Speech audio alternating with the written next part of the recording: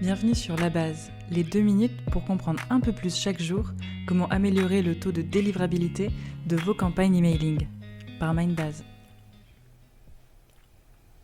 Ici Agathe, spécialiste en délivrabilité chez Mindbase. Aujourd'hui, je vous propose de découvrir 4 idées reçues populaires sur Gmail. Gmail est le service de messagerie électronique le plus utilisé au monde. Pas moyen d'échapper à ces problématiques de délivrabilité si vous êtes en charge des campagnes email de votre entreprise. Avec des règles parfois complexes et contraignantes, pas étonnant d'entendre des infos et leur contraire dans la même journée. Info ou intox, c'est parti pour 4 idées reçues spéciales Gmail.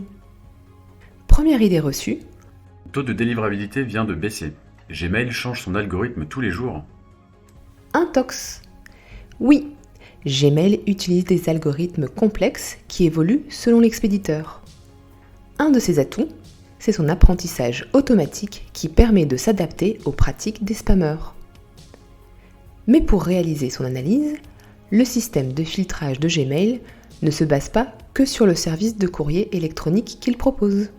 Eh oui, Gmail appartient à Google. Google est capable de croiser les données de son moteur de recherche et de son service d'email. Votre réputation sur le web a donc des conséquences sur votre délivrabilité. Deuxième idée reçue. Mes emails n'aboutissent pas ? Pas de souci, il suffit de changer de domaine. Intox. Une solution aussi simple pour un filtrage aussi complexe que Google a très peu de chances de réussir. Aucune en fait. Gmail ne se contente pas de vérifier votre présence sur des blacklists d'IP et de domaines.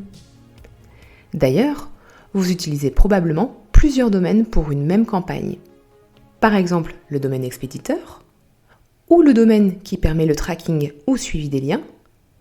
Le troisième type de domaine permet la redirection des liens insérés dans la campagne. Et enfin, il peut y avoir également des domaines d'hébergement d'images. Ce n'est donc peut-être pas votre domaine principal qui est en cause, mais celui du tracking par exemple. Et surtout, Gmail va vite s'apercevoir de la supercherie et cela impactera d'autant plus votre réputation expéditrice. Troisième idée reçue. Je n'ai pas de plainte sur Gmail, tout va bien. Info ou intox, ça dépend. Via son outil Google Postmaster Tool, GPT, Gmail remonte entre autres le nombre de plaintes par IP.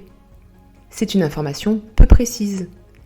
Les données remontées ne sont pas réellement représentatives de votre réputation expéditrice.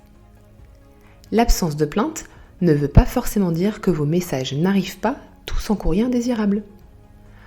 Pensez à analyser les taux d'ouverture, de clics et de réactivité en parallèle pour comprendre vos résultats. Quatrième idée reçue.